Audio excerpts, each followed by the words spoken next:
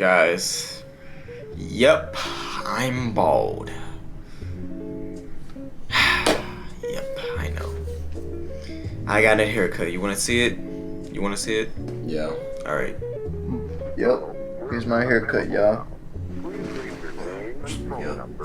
Oh man, I'm so bald, bro. Dang! I was getting a haircut. Can we go finish our intro? Yeah.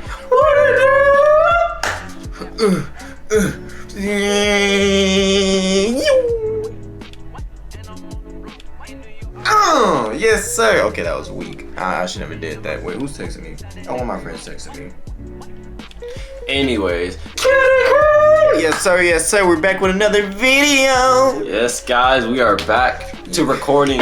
And no, I know you guys are going to be like, what is this scenery change? This is not our new scenery. We're just at our parents' house for like the week. And we needed to bring our software to record stuff, so. And yeah, we're dealing with stuff right now, which is personal. I don't want to tell you. Yeah, and everything's personal right now, but. Yeah, everything's good though. Look good. Ah, yeah, that was. We did not. Now listen, guys. Even though we did not post for a few days, we still got some banger content. So we got this video going up. Wait, because we come out with straight bangers. And stay lit on our channel. Let's go. Okay. Anyways, this video is gonna get posted today. The next video is gonna be a vlog for tomorrow, and then we'll have something for the next day and the next day and the next day and the next day. But we'll see. If you guys are new to the channel, please be sure to leave a like down below and subscribe to the channel. You already did that, so you should have waited. Dang it! But anyways, let's get into the video. Wait a minute, wait, before you start it. It's security breach. It's security breach. Nearly 4 months without a single FNAF episode. Feels like it's a brand new day for the channel. There have been so many new games, new meta theories, even some classic science episodes. Oh, that's the. What is her name? Vanny. I'm happy, I'm healthy. Life Bro, did he say he won't do another recording of this? Time to relax. That's what I thought. Oh. Yeah. No, he's dead now. Hello, Internet! Oh, no, he's Welcome to Game Theory, the show where old habits and old animatronics die hard. Today we're talking about the 12th and final installment of the Fazbear Frights book series, Felix the Shark. That's right, friends, the final book. Oh, that's the final Until book. the next 3 come out later this year.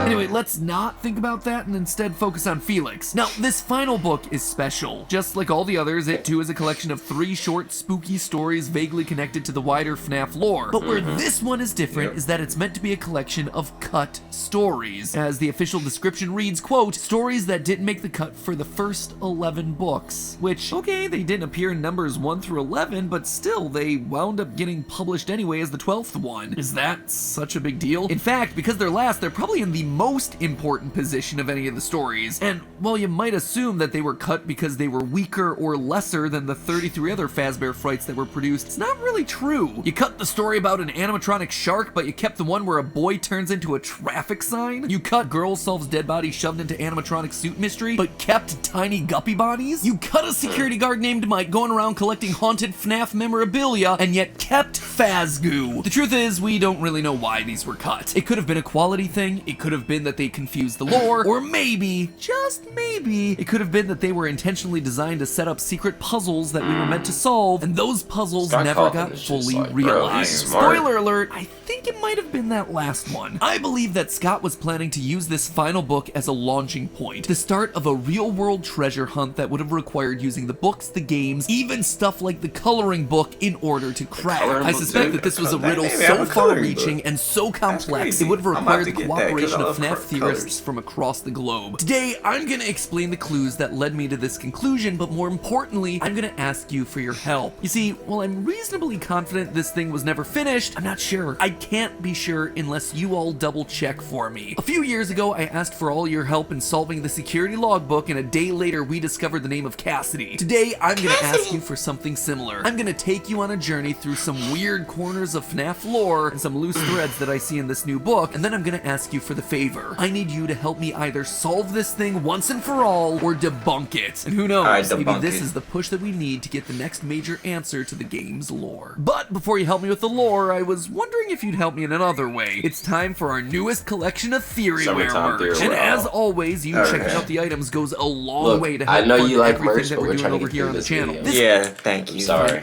ambitions. Let me just start off by introducing you to the item that everyone's gonna want to get, the Game Theory Lava yeah. Lamp. On top of Yeah. your phone, Yeah. Game Theory. Okay, Cool. yeah, It's cool. it's cool, bro. It's cool, bro. But we trying to finish this Quickly video, my Burn your- boy.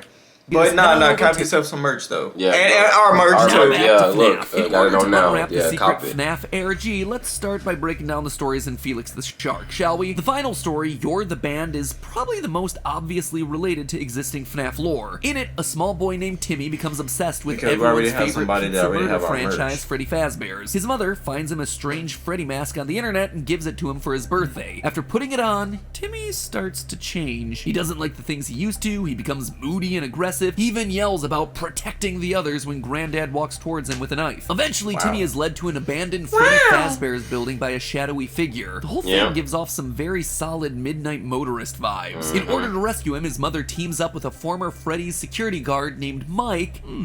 Turns out the Freddy mask was possessed by one of the children from the original Fazbear murders. When Timmy put on the mask, the spirit transferred into his body, which allowed it to control him. When Mike and Timmy's mom arrive at the restaurant, Timmy is on stage in Freddy's position, performing alongside Bonnie and Chica. After getting attacked by the puppet, Mike manages to get the Freddy mask back onto Timmy, which captures the spirit. He then puts the mask back onto the original Freddy head, getting the spirit back to where it belongs. Now, gotta admit, I got really excited when I read the story. We've suspected for a while that FNAF 1 security guard Mike Schmidt was really Michael Afton going from location to location to undo the evils of his father, William. That's why we play as Mike through pretty much every installment of the series That's sick. up through Ultimate Custom Night. It's why Yeah. Mike's name appears in Sister Location, why Fazbear Frights burns down in FNAF 3, and why the security guard in FNAF 2 is fired for tampering with animatronics and odor, just like Mike was in FNAF 1. Up until now, that theory's never been confirmed, but this story seems to be strong evidence for exactly that idea. A security guard named Mike going around collecting the old artifacts from Freddy locations in order to help free the spirits of those trapped within. So that was already pretty cool and totally made reading this book worthwhile. Anytime we can get more evidence to support a theory within the franchise, absolutely worth it. But while You're the Band was explicitly lore heavy, the other two stories were equally fascinating, but The for Scoop, different Felix the reasons. Shark. There were details that felt odd or out of place, and comments from characters that seemed oddly specific in a way that just triggered your my name is lore hunting Felix? senses. In the title Wait a minute. story, Felix the Shark, we follow a young man named Fuck. Dirk who's reminiscing with his friends about their shared experiences with Freddy Fazbear's. However, Dirk's memory is slightly different to everyone else's. He's convinced that there was an extra animatronic, a shark named Felix. When his friends make fun of him, Dirk sets off on a cross-country quest to Dirk. prove that he's not crazy. It Look, takes him Dirk. 6 restaurants, but Dirk eventually does learn the truth. It turns out Felix was made by the owner of one very specific Freddy Fazbear's after his son tragically drowned. Why would that lead him to a shark animatronic? Because it was a shark that actually pushed the body back to shore. Couldn't make this stuff up if I tried. Eventually, Dirk does manage to locate Felix. The whole FNAF pizzeria is hidden inside an abandoned water park. But the weird part isn't the where, but rather the how of finding Felix. You see, Dirk is only able to find the pizzeria using a series of clues that are found in a random novel written by the creator's how does he daughter. come up with In this? universe, I have no Felix's idea. creator also has His a map daughter head who we grew up to talking become a about, popular literally. author. And in one of her books, The Dogged Dogmatist, she hides a series of clues in plain sight within the book's dialogue. These clues ultimately prove meaningless to the characters in the book because they weren't meant for the characters. They were instead meant for the readers, to give them information they needed to find Felix. It is very weird. Anyway, Dirk figures all of this out and confronts the author. She gives him her butterfly necklace, and he uses all of this Indiana Jones style to unlock a secret key hidden in the bottom of an empty pool at the water park. The key unlocks the path to the secret Freddy's where Dirk finally finds Felix. And then Dirk dies by climbing into the tank with Felix because these characters always have to die in the stories. It's dumb, but you know, so be it. Anyway, you see what's so weird about all this, right? Out of nowhere, this story is talking about clues to a real world location hidden inside of another book. Clues Wait. that are meaningless to the characters, but meaningful to the readers. Not only did this stand out to me as a suspiciously meta moment, but it also got me to immediately think about the previous Fazbear Frights installment, Prankster. You see, in preparation for the release of Felix the Shark, I wanted to refresh myself on all the previous stories. There are 33 of these things after all, it's a lot to keep track of. So I turned to another book, the recently released Ultimate Guidebook, which, if you don't know, has summaries of literally everything that's ever happened in the Freddy Fazbear universe, from the games to the books to the fan theories. Basically, if you're trying to catch up with the series quickly, it's definitely worth a read. And since this is the third and final addition to the book, one written by Scott Cawthon, you know that whatever is deemed most relevant for the lore is going to be called out within its pages. Anyway, each Fazbear Fright story has its own little summary page providing a general plot overview as well as a list of connections between the story and the games. Not everything here is useful, but it definitely gets you into the mindset of the authors, and it helps you see some of the connections that the stories were trying to make. Again, if it doesn't make the cut to appear in this book, you're likely barking down the wrong path. Likewise, if something is called out within these pages, it's at least worth considering when theory crafting. TLDR, as I was getting close to the end of my refresher course, I noticed this in the new lead section for the title story of Book 11, Prankster. Quote, some of the puzzle clues, such as Stinger, Moot, and even more frights, may have implications beyond the plot. Careful readers may want to give these scenes a second look. Implications beyond the plot, you say? Just like with Felix the Shark, it appears that the Ultimate Guide is also pointing us to meta clues within a different book. Clues that are meant for us, the readers, rather than for the characters in the story. So, I went back to Prankster. In this story, the main character Jeremiah is trying to save his friends from a mysterious glitchy voice that's freed itself from a FNAF VR game that's being worked on at the company. Sounds pretty darn familiar. Along the way, he's presented with a series of riddles. Glitch Stinger trap. Moot, which is an anagram of testing room. Give me one and I'll make more, each one like the one before. What am I? Your next clue contains even more frights. To get there, you just need to follow the lights. I see you're moving closer to your goal. Follow the lights to make things right, and for the key to find where your friends hide, roll up your sleeves and reach inside. Now, I've gone back and forth over these clues multiple times, but it felt like a lot of them were just pointing back to stuff that we'd already discussed in previous theories. The give me one and I'll make more felt like a reference to the glitch trap cult, using FNAF VR's tapes to infect more playtesters. The following the lights clues maybe could be a reference to Princess Quest, where we have to light the lanterns to reveal the truth and eventually set Vanessa free, but none of this was new information. We've talked about all of this stuff in depth. Security Breach seemed to confirm some of this stuff, and to be honest, the connections I could make were speculative at best. I tried rearranging the letters into anagrams, didn't really get anything interesting. I even considered that maybe the Stinger, Moot, and even more frights clues were literal. The Stingers of the Fazbear Frights books were the epilogues about the Stitch Raids, so maybe if the Stinger is Moot, then the Stitch Raids stuff is ultimately meaningless. Even more frights might refer to the next set of books, Tales of the Pizzaplex. I mean, sure, that's a valid explanation, but it was speculation at best, and also pretty darn lame. Why would you go to all the trouble of hiding meta clues like this about stuff that feels ultimately underwhelming? These aren't really questions that people were asking themselves, you know? So, at least according to the Ultimate Guide, there's definitely something hidden inside of that Prankster story, and I'm not exactly sure what it is. But there was even more that was suspicious with Felix the Shark. You see, Dirk doesn't just find the secret Freddy's thanks to written clues inside of a random book, there's also a very specific drawing in the middle of that book. Here's the full quote when describing the Dogged Dogmatist, the book where the hidden clues are from. Quote, the man's search for the creature was convoluted on the whole, but certain lines in the book went beyond convoluted. They just didn't make sense. Neither did the drawing in the middle of the book, an ornate and frilly sketch of what looked like butterflies and flowers. The drawing was never referred to in the book, and it couldn't be related to any of the story. Were the odd lines and drawings some kind of code? For what purpose? And that's not the only time drawings are brought up in this one story. There was yet another odd reference in Felix the Shark that jumped out to me. Quote again, I'd forgotten all about Freddy's, but yeah, now I remember. I loved the Freddy's Scott coloring Cawthon. books. I'm gonna That's call what you started my Scott drawing. Crawfish. Eventually I got How tired about of that? coloring and just drew the figures. Last year, the official FNAF coloring book released, which for a normal franchise would be a big ol' who cares moment. But here, where the biggest character reveals happened in a spin-off children's activity book, yeah, I wouldn't put anything past this franchise. So it felt strange to mention a real-world item for it only to mean nothing. So, of course, I bought myself the coloring book and the official How to Draw book. I went through the pages over and over and over again, but the only thing I was drawing was a blank. Seriously though, I couldn't find anything. Loads of cool pieces of artwork, like this twisted Chica that's only ever mentioned by name, but